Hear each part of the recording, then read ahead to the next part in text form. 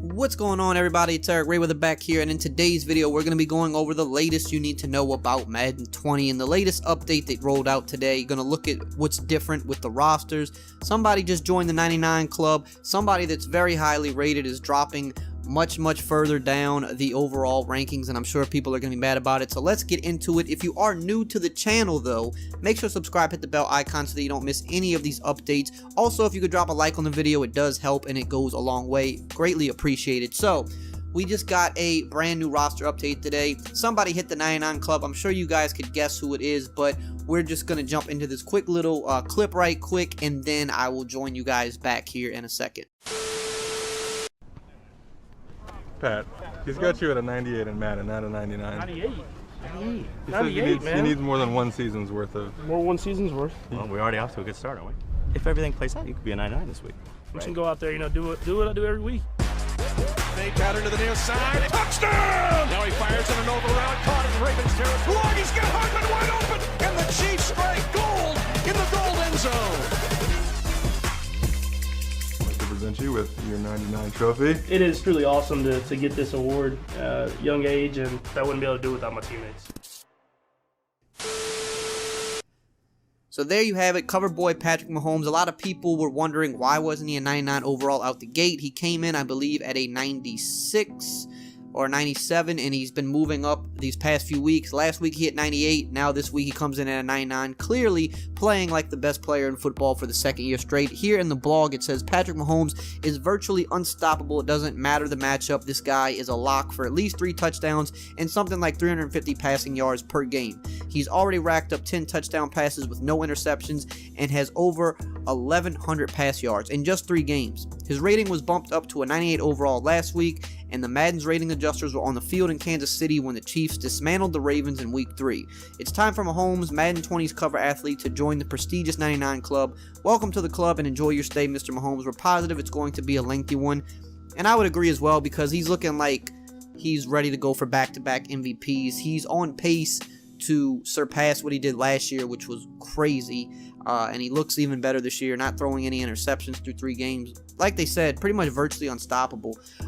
Some other important updates here. Daniel Jones, New York Giants, getting a little bit of a bump. Giants fans, I'm sure, are happy about this because they already thought off the bat he came in rated too low, but you know, for what we saw in college, even though he did get drafted high, I could understand why he was rated a little bit lower. Not a lot of people didn't really expect him to do much, but in the first game, he definitely surprised some people. It says here, when you begin your NFL career as a rookie with a 68 overall rating as Daniel Jones has, there's a lot of room for improvement, and when you come bursting onto the scene in your first NFL start with a 4-touchdown, 350-plus yard game for your team's first victory of the season, as Daniel Jones did, your Madden rating is bound to see a solid bump. Hence Jones's rising rating heading into Week 4. Now the starter for the Giants.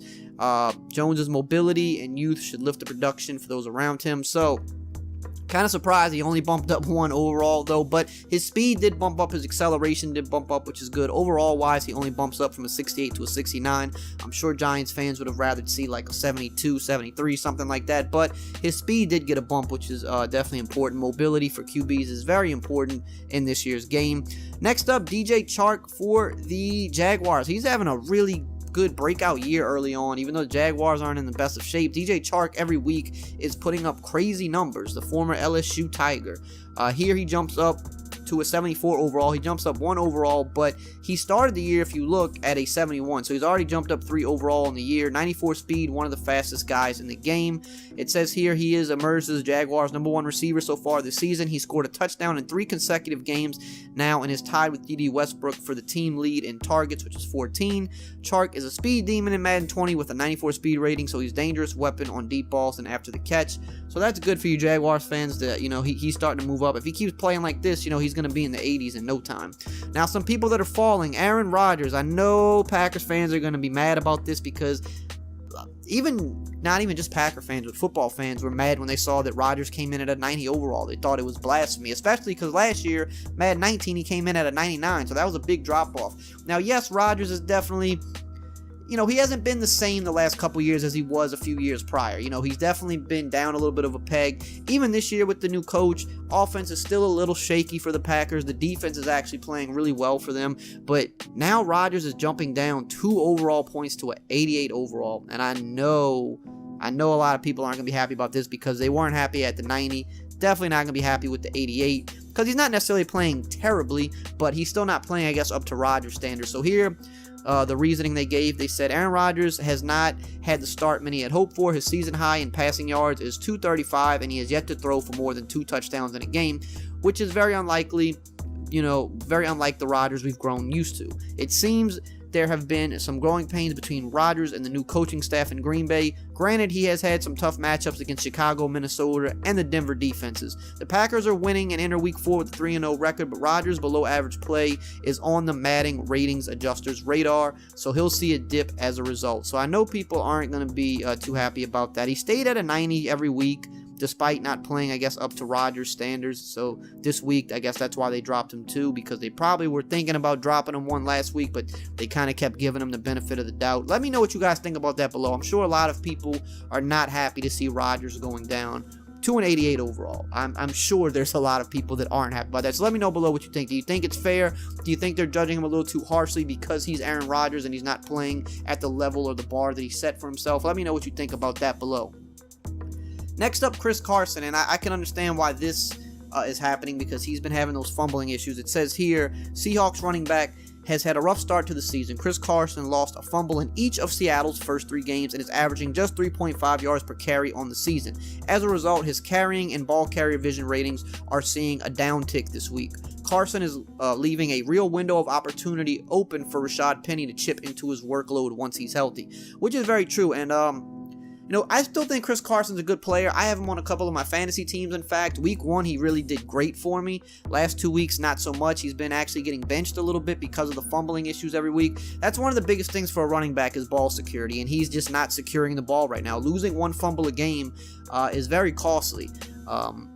So, and the fact that he's only got 3.5 yards per carry, that's not too good as well. That's pretty terrible for a running back. And I think he can turn that part of it around. He is a good runner, but he's just not been doing it so far. So I kind of understand why he's dropping down to an 85. You can see he started the year as an 87. He was, week 1 did well. Week 2 struggled a little bit. Week 3 struggled a little bit. And then they finally dropped him down 2 overall points. So let me know what you think about that below. Are they being a little too harsh? Or, is it justified because of the fumbling issues? Next up, they talk about Dede Westbrook. He's dropped down just 1 overall. I guess like they're saying, Chark's kind of emerging as the number 1 guy there, which is what we thought Dede Westbrook would be. It says, speaking of slow starts, Dede Westbrook was one of the more hyped sleeper wide receivers this summer, as reports, pointed to his connection with Nick Foles. Nick Foles is injured, and Westbrook has been in quite a slump despite continued opportunities. Westbrook has yet to eclipse 46 yards in a single game this season, and the backup QB Gardner Minshew seems to favor his aforementioned DJ Chark. Westbrook is seeing a drop in both awareness and catch ratings heading into Week 4. So, a little bit of a downtick for Dede Westbrook. Nothing crazy, but I guess he just isn't living up to the hype that we thought he would match so far this year, so they had to knock him down a little bit. So those are the big risers and fallers for this week. If you want to know what else is going on with the roster update, you can check out the blog. You can also, just download the roster when you get home, or if you are home, go download the roster. It's out, and there's going to be a lot of other little changes going on as well. Pretty sure Antonio Brown is also removed from the Patriots as of now, so he might be in the free agent pool. I have to actually go check. I'll probably pop it up on the screen when I actually edit the video, but I'm not sure if I'm assuming he'll be in the free agent pool. So that's pretty much what's going on today in terms of roster updates. Let me know how you feel about it. There should be another title update also coming very soon. We've been seeing updates like out of this world this year. It feels like we're getting 2 to 3 actual title updates a month. The one yesterday fixed the enforcer ability. If you missed that video, I'll link it below. A couple days before that, they fixed a lot of tackling issues. They fixed some other issues in the game, mostly tackling issues though. And I'll link that one below as well if you haven't seen that one either. The next title update, praying to God they fixed that QB, or excuse me, not the QB, but the field goal glitch that people have been having in franchise mode. That's still in the game for some wild reason. I'll be honest, I thought for sure that would have been fixed a couple updates ago. I'm not sure why that's still an issue. I wish I had the answer for you guys, but to me, that's the most baffling one that's still in the game for some reason. just don't understand how that one hasn't been fixed yet. So I would hope in this next update that's coming, we'll probably get another one in a week or two's time. That should be fixed. I think they're also looking into the run game as well. They've been alluding to the run game getting a bit of a nerf. So we'll see what happens with that, because if they do nerf the run game, some of the passing game's crazy this year. Once people actually have to start passing, there's a lot of abilities there that are crazy too. So we'll see what happens, but that's the big update today. Patrick Mahomes, 99 overall club. Aaron Rodgers falling further down. Let me know how you feel about all of this below, and as always, I will see you guys next time.